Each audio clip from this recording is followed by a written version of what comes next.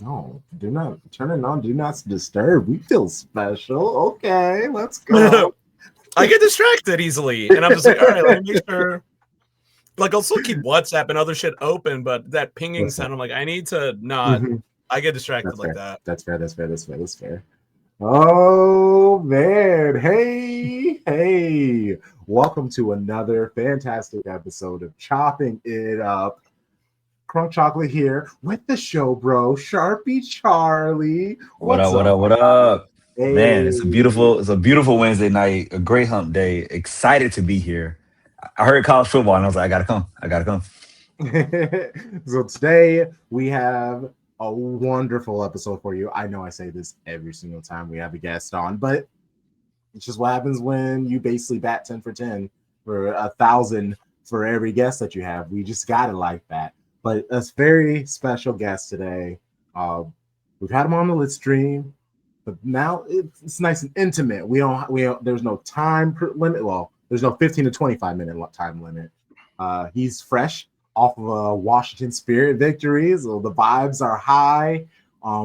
We mentioned in our episode that came out on Wednesday today for you normies. It came out on Monday night for our Patreonies. Shout out to y'all. We have a true sports sicko here today. Talk about if they throw, kick, shoot a ball or a puck or some sort of athletic ability, this man can talk to you with it. Ball is There's life, baby. so many times in the group chat that does not exist. I just stay quiet, but he's always in all of the conversations. Uh, I could easily just go through all of the things that he does and he's been a part of, but we're just gonna let him say it. Like famous alert, but Oh, also Jesus. dumb. See what I was about to say, but also dumb, humble, and we're going to get that out of him. He's gonna have to flex his greatness today because we need to know who he is. This is the first time Shady Gang is seeing and hearing about our guest today. Give it up. Oh, a little person, Doug. How's it going? Appreciate the welcome. Oh my god. it's Hey, We try it's to make you awesome to feel be here. hospitable, man. You know, it's a beautiful Oh, time. I appreciate that. yeah, Thank you for the invite to this. Yeah, it's been a ride getting here, but happy to be here with you guys. yeah, for sure. If there's one thing we do at SOB, it is work hard to make sure our guests are immediately comfortable, at least for the first 5 minutes. And then depending on what team you root for, we might start like jabbing. Uh, uh, We might start uh, coming after you. But we're good uh, today. We're uh, good today. that won't take long. Double chechecking. Are we allowed to curse on this show? Oh hell yeah. Fuck Whatever the yeah. fuck you want to say, man. Yeah, man. Let it Great. go. This is Perfect. yes. Enjoy yourselves, have fun. I mean, I do forget. You are technically a rag. You are technically a rag, but we don't talk about that too often. Uh, Plenty of other teams to talk about. But let's first start off with how did you fall in love with sports? And then we can talk about, I guess, football specifically, because a lot of what you do, and I guess I mean football, not American football. But yeah, just in general, how did you just find yourself just in love with all of the sports, so many sports? It all goes back to my family. Very early as a kid, my family was watching that sport all the time, worshipped it, worshipped various teams, and as from a kid onward, like watching the US national teams, watching El Salvador national teams, and then DC United popped up when I was a kid at the age of 6 years old back in 1996, and it just kind of kept building and building from there. My love for the sport grew from all that, and basically from that point as a kid onward from 96 really became my ball is lifestyle at that point. I had never stopped not following the sport. I might have different ebbs and flows depending on where I am at in my life, because I did have times in like college where I was trying to figure out my life out. I didn't follow it as closely, but then I went right back into it after I graduated. Okay. Wow. El Salvador. Okay.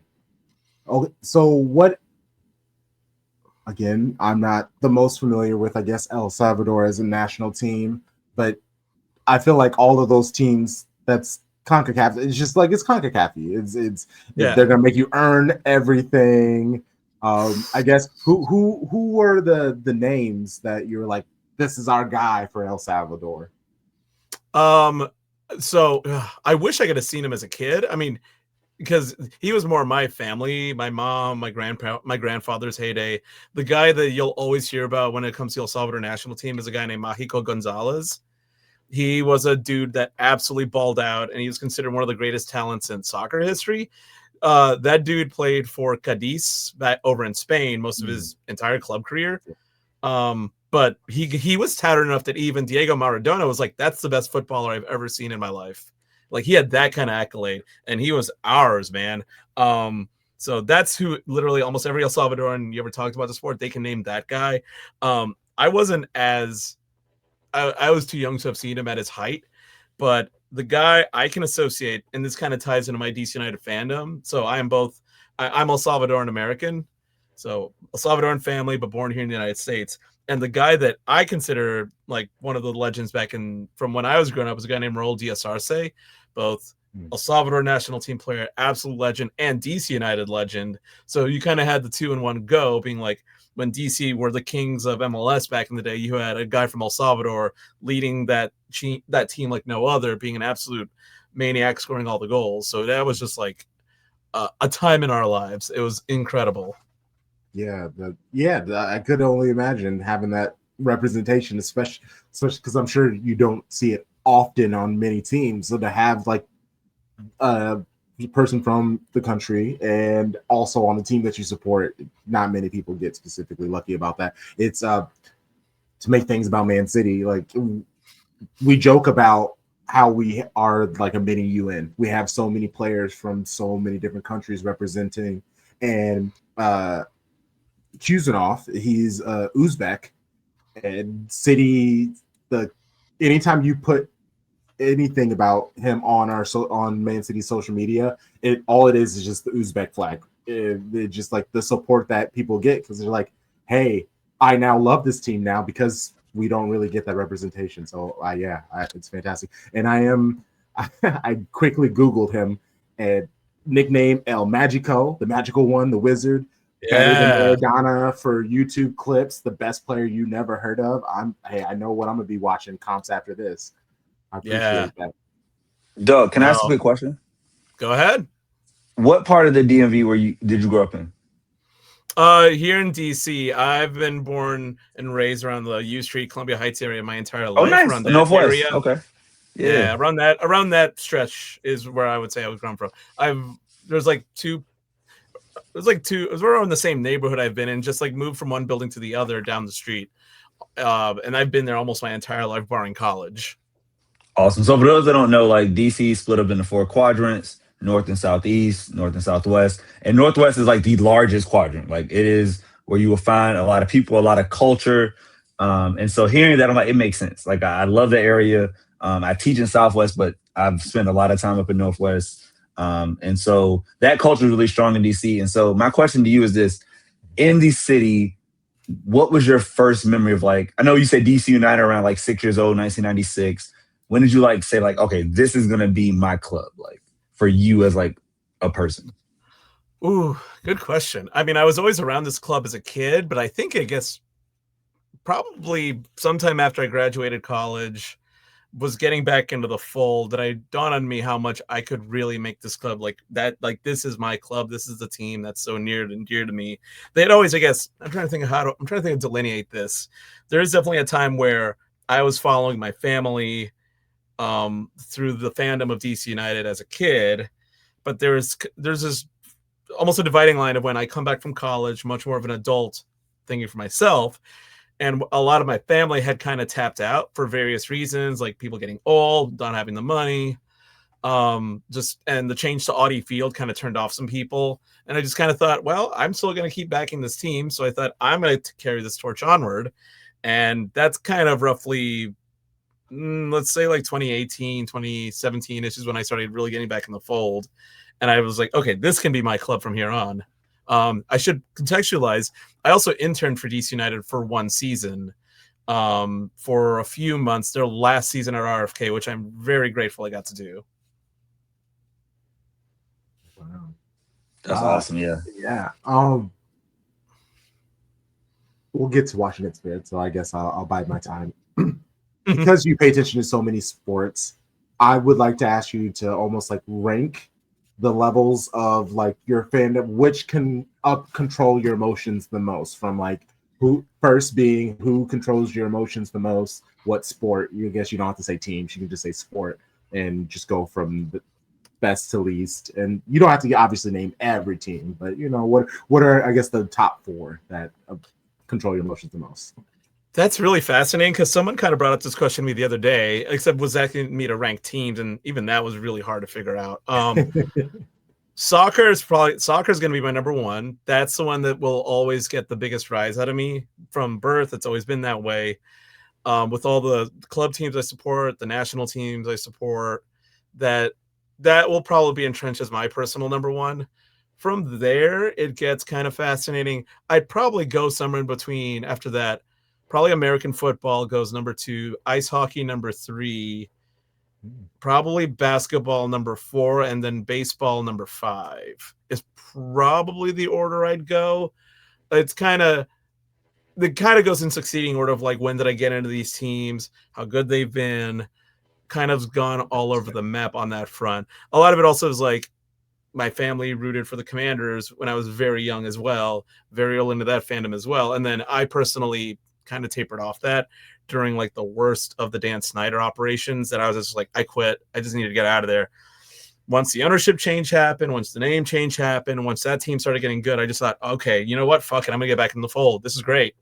Literally everything I could have asked for with that club, for that football team, American football team, since the owner sale has been great. So I was like, fuck it. I'm back in. I feel like that was the conversation about the Commanders the entire time. Like, it's just like, please just change the name. There are so many people who want to support this team, but they just can't anymore because the whole garbage fire that was the ownership, the name, all of that. So I want to say this, right? So I grew up in Norfolk, Virginia, which is like 3.5 hours south of DC, but it's in the region, right? And so my grandfather, Washington fan my whole life. Dad was Cowboys fan. Of course, your son wants to go get you. But what's interesting is that you realize that there was a heyday for the Washington football team at that point, right? Like you had the Hogs, you had, those 4 Super Bowls and like all this glory, or 3 Super Bowls, all this glorious stuff. And then you have like 25 years of mediocrity. And that's so hard to deal with as a fan because like as a Broncos fan, John Elway won a Super Bowl when I was 6 years old. He toured in a helicopter. And I was like, yes, that's my team. I'm going against these other men. I don't care about you all. I'm a Bronco. I'm doing Terrell Davis Mile High Salute. But then what happens? They become mediocre. And it's so hard to stay supporting a team that falls from grace. And so like I totally understand that feeling of like, you aren't earning my fandom. Why am I going to support you? Why am I going to spend the time watching your games? Nevertheless, buy a jersey or buy a ticket. Like, no, I might be from here, I might live here, I might love you, but I'm gonna separate myself. And so to see, and now that I teach in DC for the past few years, to see people come back into the fold and be happy about the Commanders, it's a special thing to watch in the city because the city loves that team more than anything else. Right. I've had dialogue with people about this kind of thing, and I've realized how much of it, I'm trying to think of the words here. We don't have to be, we are not owed to this organization at the end of the day. They need to do as much to bring us in as much as we want to support them. And there was a point where that football team was just so, I just had a moment where I was like, I'm over it. Everything about this is awful. Ownership, name, the vibes on the field, everything was awful. It was around 2018 when I was like, I'm done. I'm out of here. I'm cool with it. Cause there was a point I was like, everything about it was toxic. And I was like, cool. They are not owed my time. They don't deserve my energy.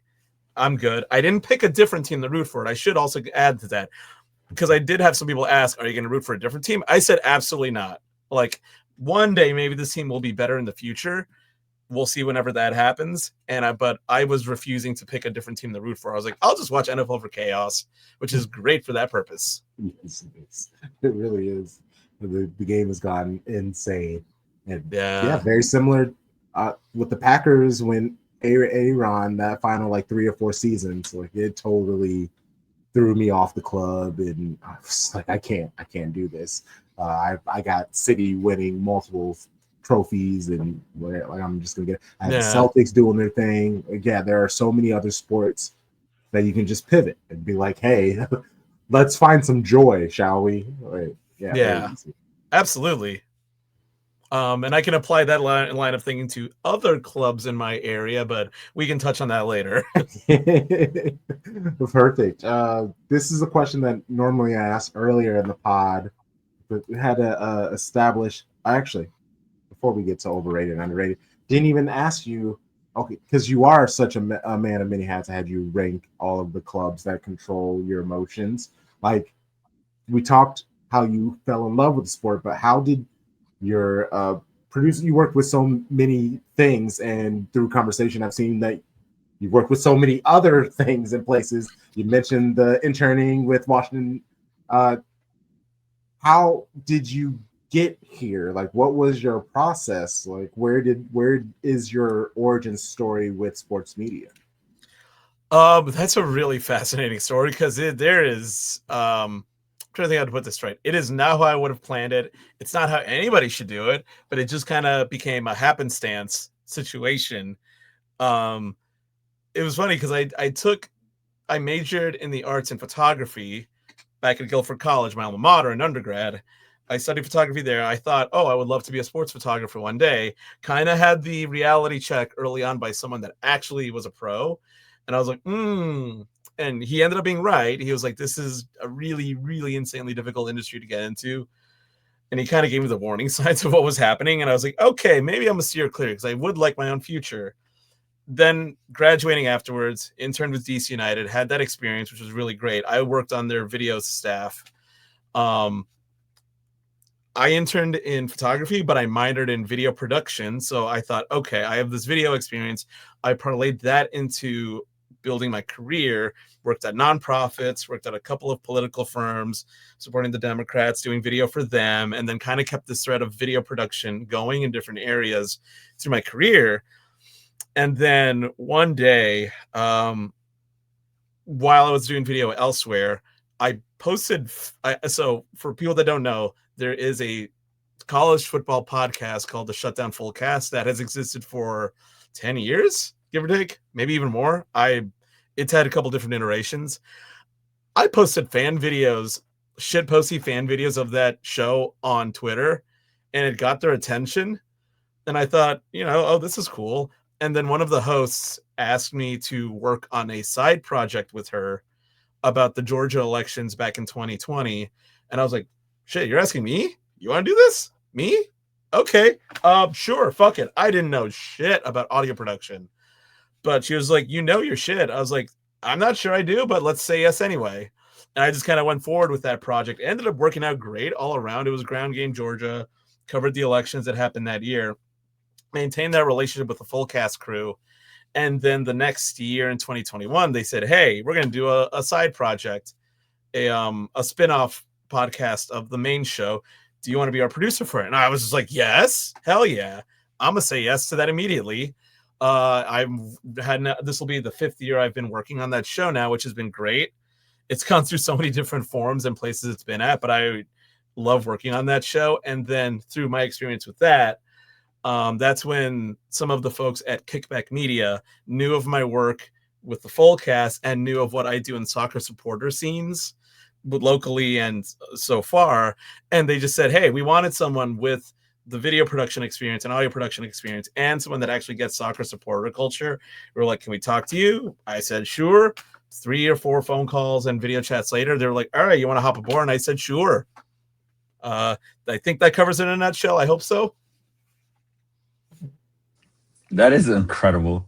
Yeah. And so, as a person who loves college football, like since I watched Michael Vick run for Virginia Tech, like my whole life, it is amazing to hear how like just you being a fan connects to people, and like that's the beauty of social media, right? That's the beauty of what Twitter could be and was, and somehow still is at points.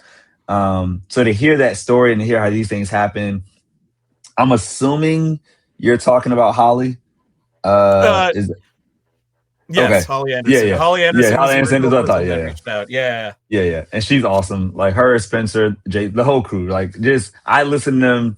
I've listened to them separately for years, got into the full cast a couple years ago. So like when I saw it on the doc, I was like, oh my God, really? Like this is it's almost like meeting like a superstar because you don't realize like who's doing the work behind the scenes. Like you know the front facing talent, but this stuff's got to get made. Like who's Hey, I said really we say famous alert for a reason. truly like you famous know? learners. So like the fact that you have connections with these people like I look up to and like endure, and I'm like, wow, like this is incredible to me. So I'm just like, thank you for all the work you do because that show is so pure.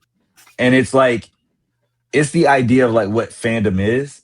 And they come at it from so many different angles, and it's funny, but it's insightful, but they're not scared to talk about real things when things happen. And like it's just the idea of what you want a podcast to be. I think that's what we at SOB try to be is like, hey, we can talk about anything because this is what we are here for. And to know that like those people aren't afraid of talking about anything is like a beautiful thing. So like I just want to say thank you, to them for everything you all do because they've made college football more enjoyable. I feel like especially in this decade for sure.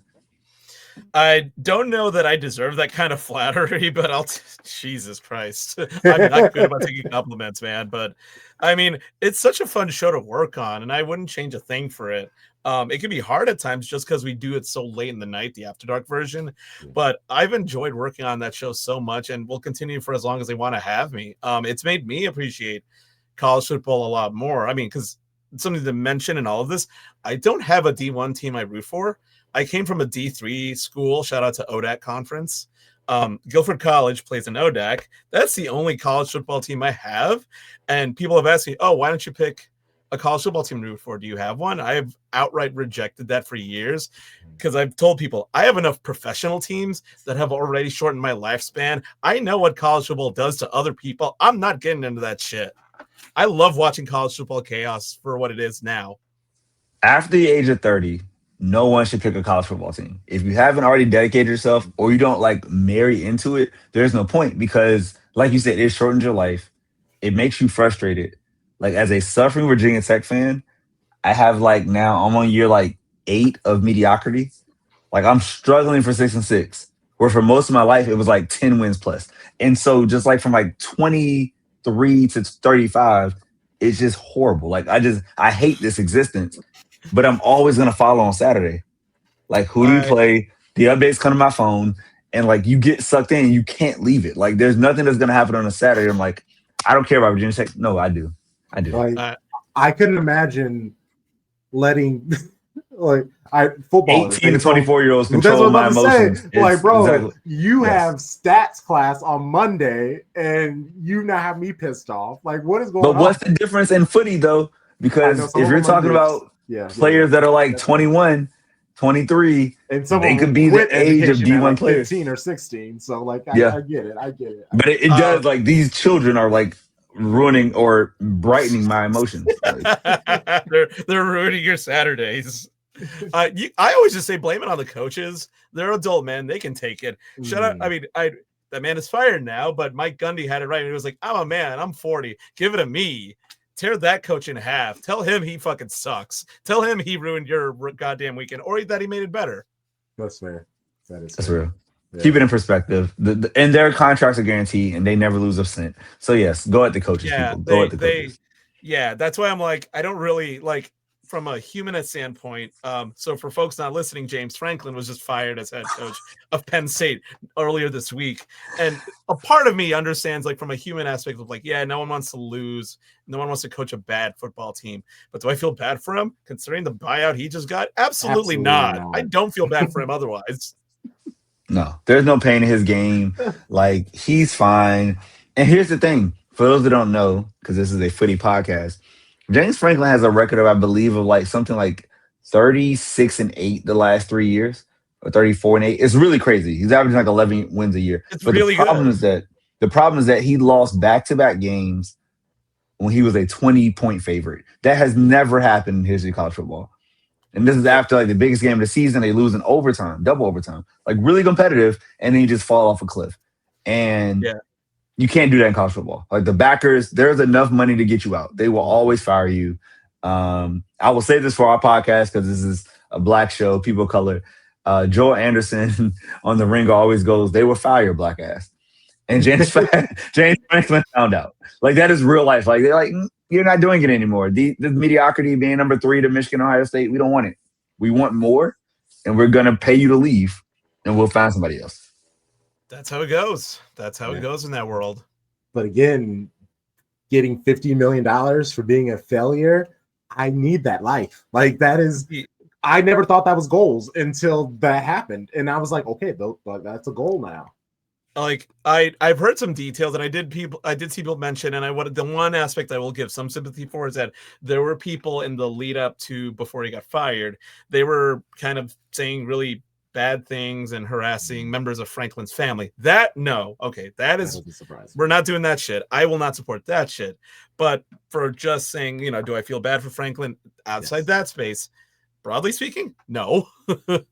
Not with that kind of money he can just kind of settle in on. That's fair. Let's get to some football. Away from football. I didn't do the accents too well. Sorry. We do an accent on pod where it differentiates, but it was very similar. I apologize. But what is something that you think is, let's start with underrated. What is underrated about soccer or football for you? Oh, that's a good question. I think something that's really underrated. Oh, actually, I do know something that's very underrated that I try to explain to people when they want to get into the sport. Regular season games, not counting like playoffs or like a final, they go 90 minutes. They are very easy to schedule your day around. A game will go 45-minute half, 15 minutes of halftime, 45-minute half. That's it. Other than like the little bits of extra time beginning and end of a half. It is so easy to plot out the rest of your day, and you don't have to worry about that compared to other sports where like you could go 18 innings in a baseball game or go up to 5 sets or however many extra sets in a tennis game, all these other kinds of sports where it could go on forever. No, a soccer game is pretty easy to schedule around, and I've tried to pitch that to people. It's like, you don't have to worry about it going overly long. Just plan it out from there on. And that does help on many fronts. I think that's a really underrated thing. Like, it's, for lack of a way to put it, it's respectful of your time. That's real. That 2-hour window is real. Like I know if a match starts at 9 Eastern, it's out by 11. I don't care how much 10 minutes Liverpool extra time you give, you're done by 11 a.m. Today, even like I knew I had to postpone this recording a little bit because I told Crunk that Spirit game was playing at 6:15. I knew, hey, it's a CONCACAF game, but I knew they weren't going to play extra time, so I thought, okay, I know I'll be out at this certain time, and I know my commute to go back home, and I'll make it back home in time for this recording. And hey, it worked out perfectly. It worked out perfectly. Yeah, that is real. And that's what I like about the Premier League. Some people don't like the early mornings, but I like getting my emotions either ruined or brightened at the beginning of the day. Well, now I have the rest of the day to either make up for the time, or I can just coast on that for the whole weekend if I want to. Whereas, like NFL, it's just like, okay, cool. I have the next like 3.5 hours. Let me just actually take a 45-minute nap real quick. So it kills me. Yeah. Some games are a total slog to get through sometimes. Like, I'm going to just nap here a little bit. What is something that is overrated about football? Ooh, that's a good one. I'm going to try to walk this line carefully because I know this could be a spicy take. Or not. Don't worry. It's technically hidden behind a paywall by now. The first 12 minutes is on for free. So now we're good. Only Patreon's going to see this. So you're good. Unless it's spicy enough that I clip it and I go, ha ha ha.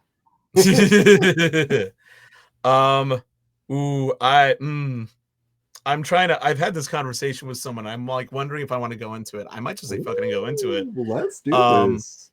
I'm gonna try to walk this carefully though, because I know some people are gonna go nuts with it. I'm trying to get the words out of my mouth.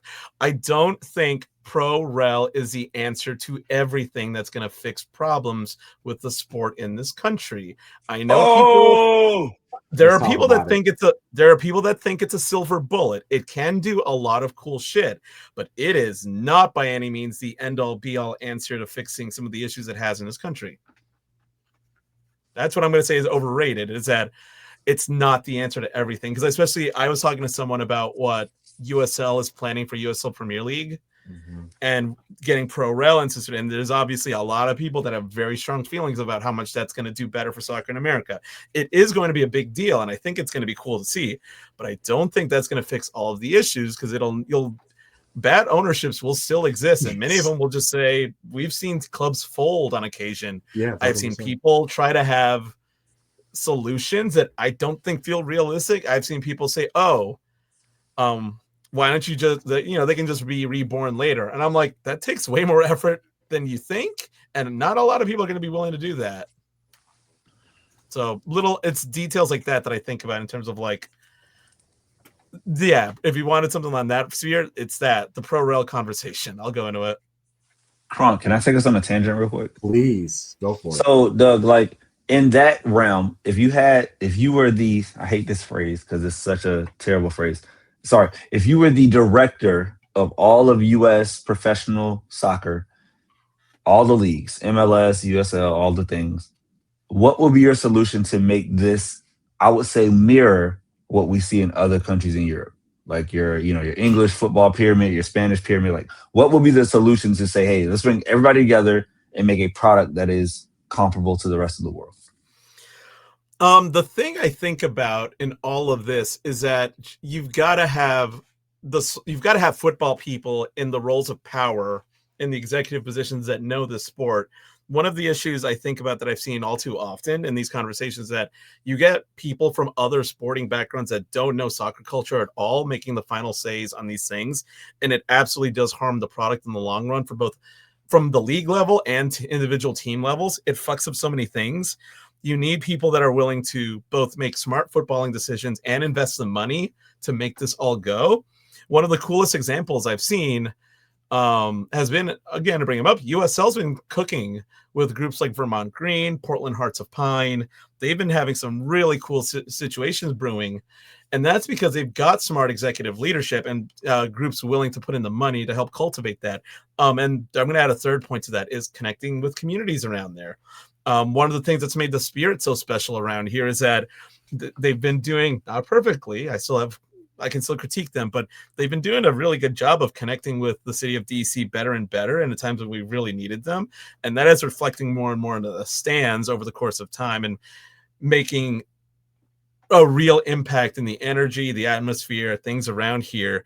And you also have to be willing to do that for a while. You're not going to get a return on investment for a very long time, but if you allow that to keep going, keep building, you can go places with that, is what I would say. No, I love that. That's a really smart way to think about it. And communities are at the heart of everything.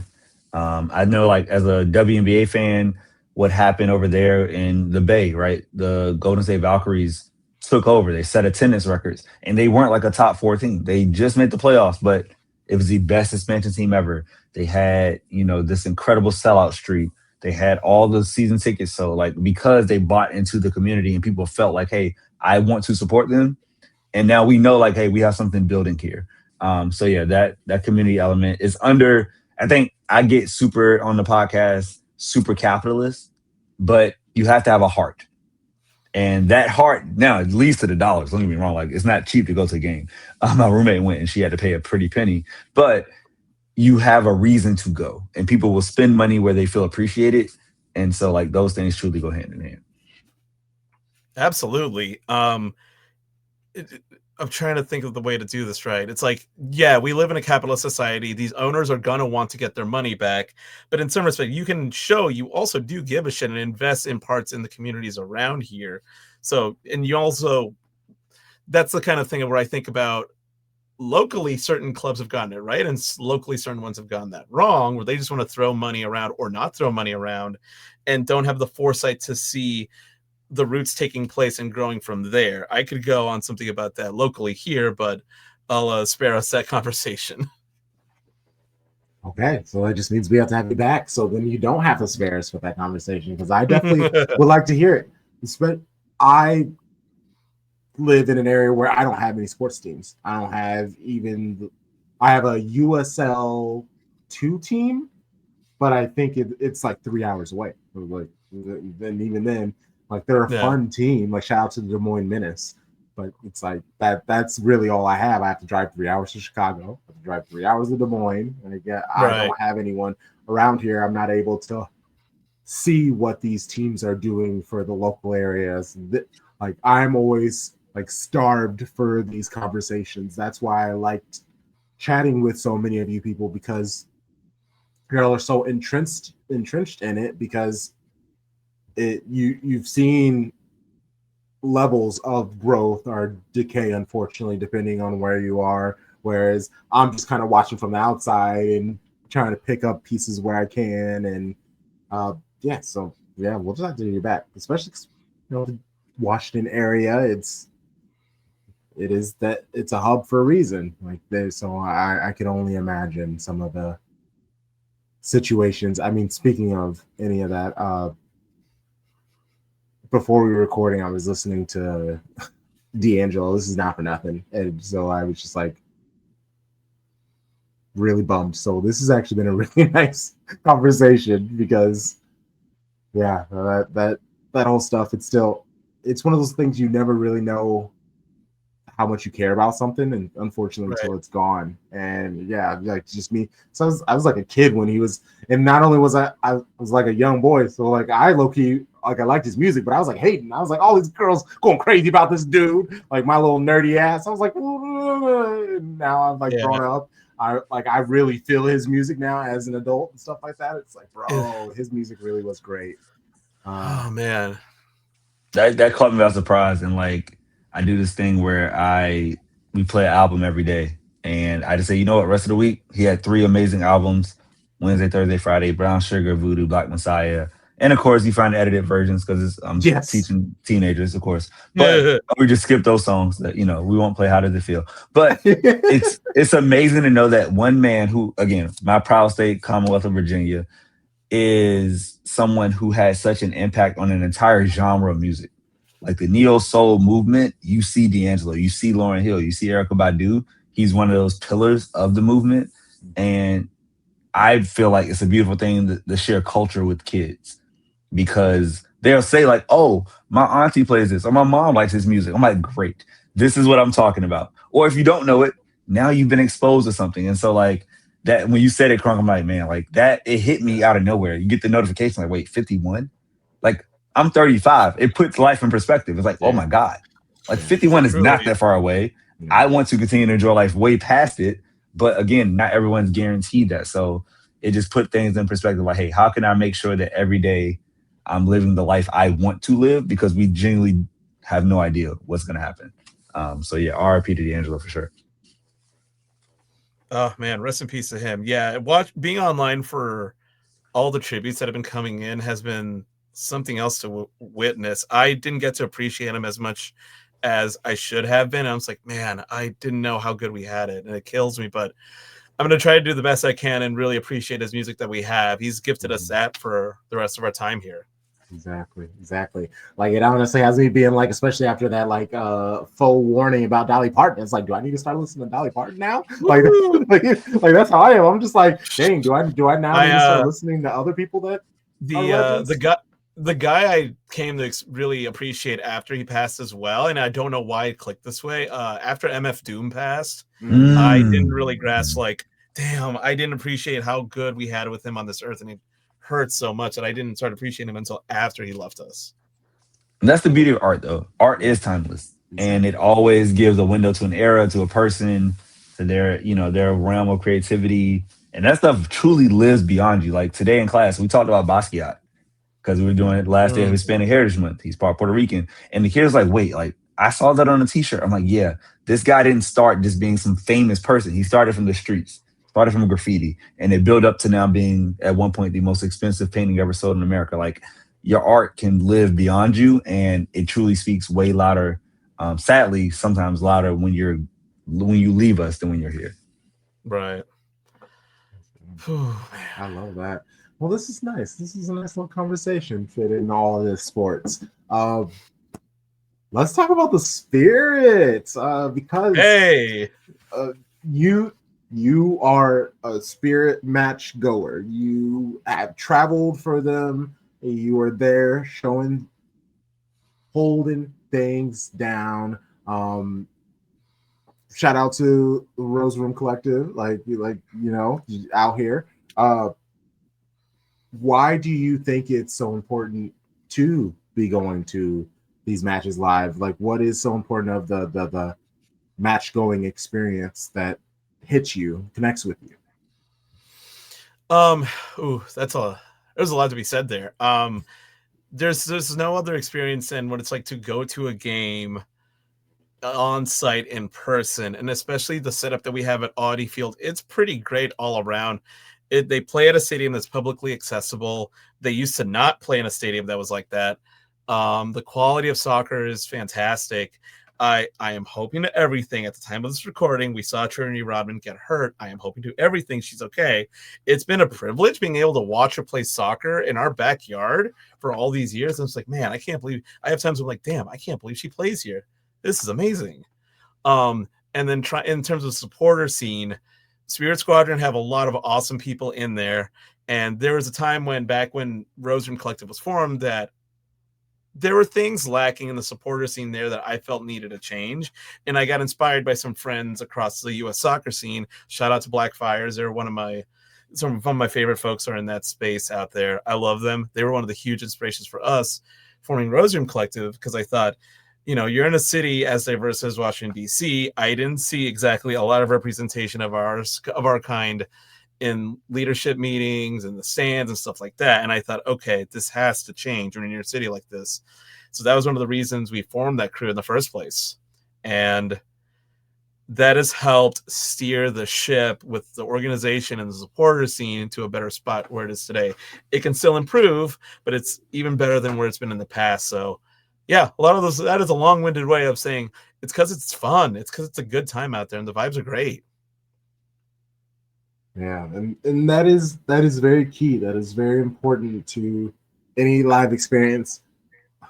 Like, the closest thing I have is we have a minor league baseball team, but it's been voted for years the best stadium in minor league baseball. And it's like, it feels as professional, even though it's like AAA baseball. Like, it's not great baseball, but it's a really nice stadium. They have all kinds of great food, and local breweries sponsor the stuff. The pit, there's like rides. It's a whole vibe. It's on the Mississippi. The Mississippi River, if you look for too long, you're like, okay, this actually isn't great. But if you're just hanging out in the seats, you got the river in the background, you got the sun. We have a really nice bridge that's over. Like, it's a vibe, especially for where we live. And they do a very good job at connecting with the local and just being able to experience. The team might not be great, but we're having fun. They have like events and things like that. That's the closest that I can get to like a really nice live sports event. And growing up, because it's just me, my family lives nowhere near me, I would travel a lot to go, and I would go to like Milwaukee Brewers games and Cardinals games, and I would try to soak in that live experience. And really, it is nothing like it. And to be able to have that, and then have the community on top of that, where you're going to these games and you have these people that you're going to see, and you can grow, and then they start having kids, and it's like a family outside of your family. And I can only imagine, just how fantastic that is.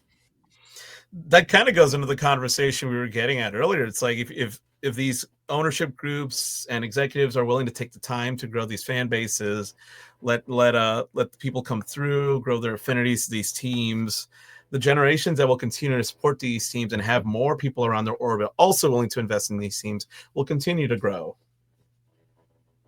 That's so important to all of it. And then Okay, so you actually answered the whole how you got into the shutdown full cast. But I personally would like to talk a little bit more about. So I Let's mentioned do Des it. Moines, Iowa, uh, University of Iowa. That's at long.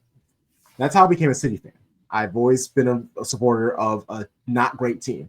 So I found out about City, and I was like, oh, I was a kid. It's like, oh, there's another team in Manchester. One day they can be great, and thankfully they did. Iowa still kind of not great, but the pageantry, the excitement, even the locality. I always say that that's the closest thing to the world of soccer because people just like live and die with it because of the fact that they grew up to these places and it's nice to represent. Do you think that is why, even though you're not able to pick a college team, maybe that's why you enjoy college football so much because of the fact that you're such a big football fan that they do share, I guess, like from a community standpoint, it's very similar. Oh, absolutely. I think you can absolutely make an analogy between the investment people have in their local college football teams to their local soccer slash football teams. I'm trying to get that verbiage right. There is a line you can draw here about the investment people have from so young to their teenage years up to when they become adults, and the amount of like dedicated support, the clothing, the tickets, the tailgating situation, the emotional investment you put in there. I think American college football is probably the closest analogy we have that can match up to what you see in parts of Europe and South America in terms of the way they support these teams and the amount of a multi-generational investment, I would say, too, in these teams, because it's not just one. Because I mean, we all have stories of families that have been rooting for these colleges and universities for years, and I can see that same analogy with, especially with like European and American, the European and South American soccer teams.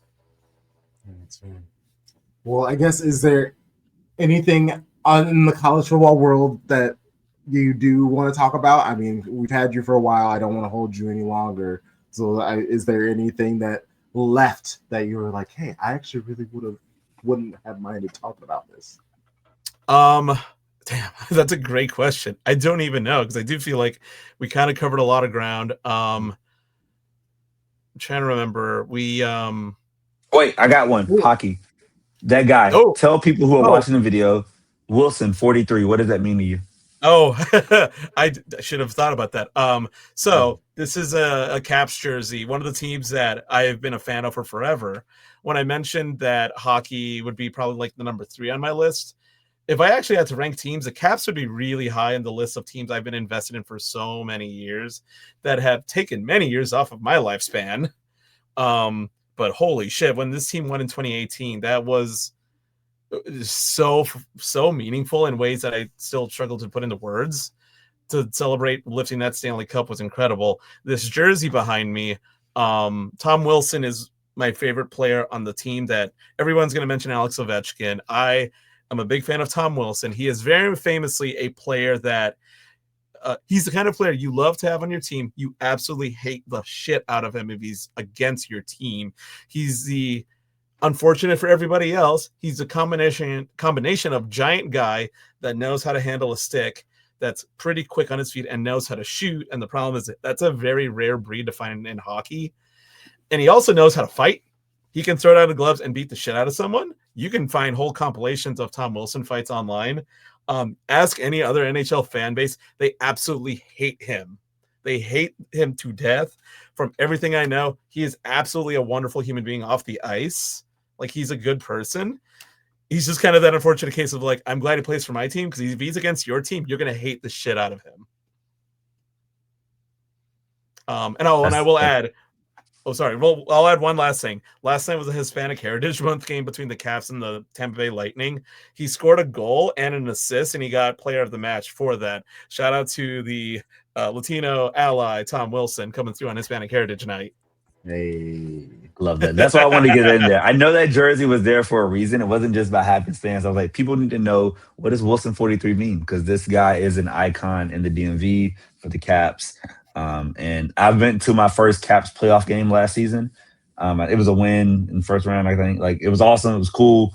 But like, I know that 2018 year is just something that you'll literally never forget in your life. That was a run that feels like it took 5-10 years off my life, and I would absolutely live it again to have that feeling. It felt like the Caps have been very cursed and losing to a bajillion different teams all the prior years, and it felt like in one playoff run they exercised every demon that they've ever faced, between beating the Pittsburgh Penguins, beating the Tampa Bay Lightning, and then beating I'm totally forgetting someone else, and then they beat the Vegas Golden Knights in the final round. It was a journey. If anyone asks what did I do the night of the night we won, I called like 9 different people, including my mother. My mom was the first person that I called.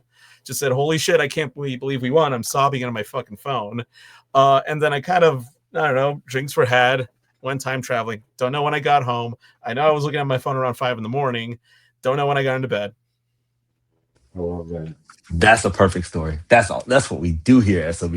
Get the beautiful moments, because you can't top that. That's what sports are about. And I appreciate you. I now have Tom Wilson fights ready to go, and then Jorge Gonzalez comps. So you have given me plenty to watch when we get done recording. Thank you again for your time. This was a wonderful conversation. I can't wait till we have another one. But please let listeners, viewers know where they find you and the things that you do. Sure thing. It is at Reyes-Ceron Collective. That is our stuff on social media. That's a supporter group I help run. Ooh, I just realized something.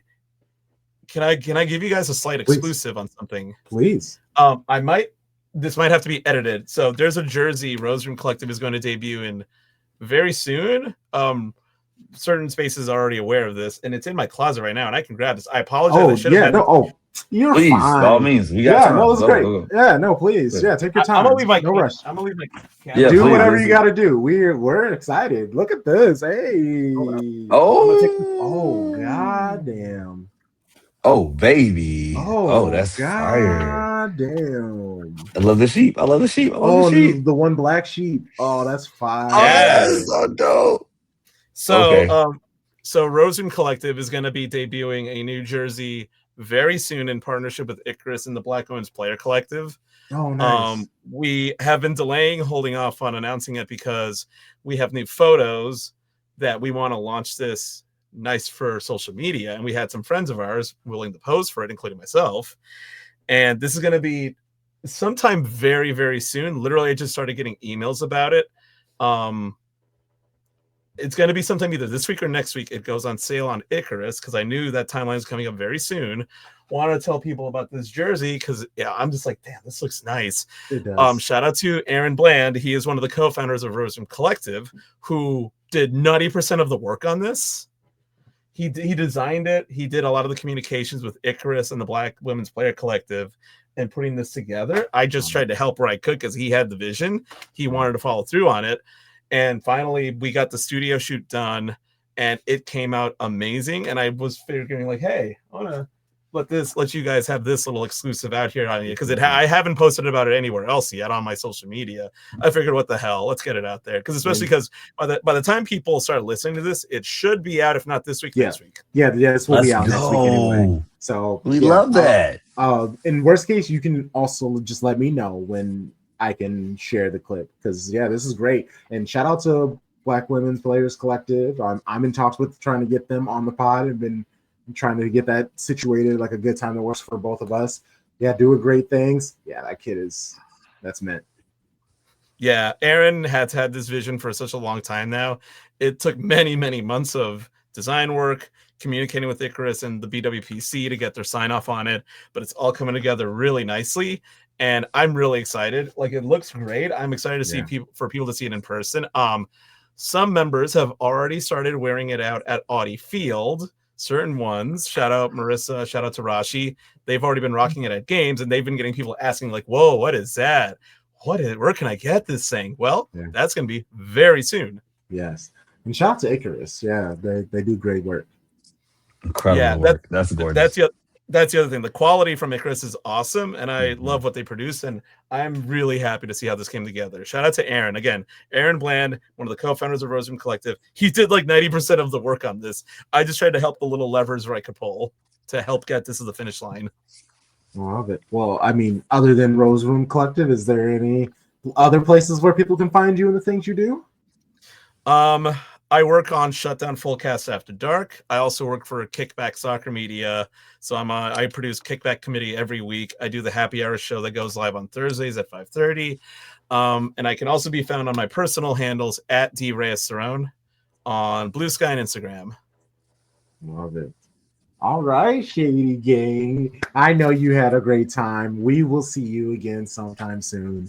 Until next time, you know the vibes. Shady Gang, Shady Gang, Shady.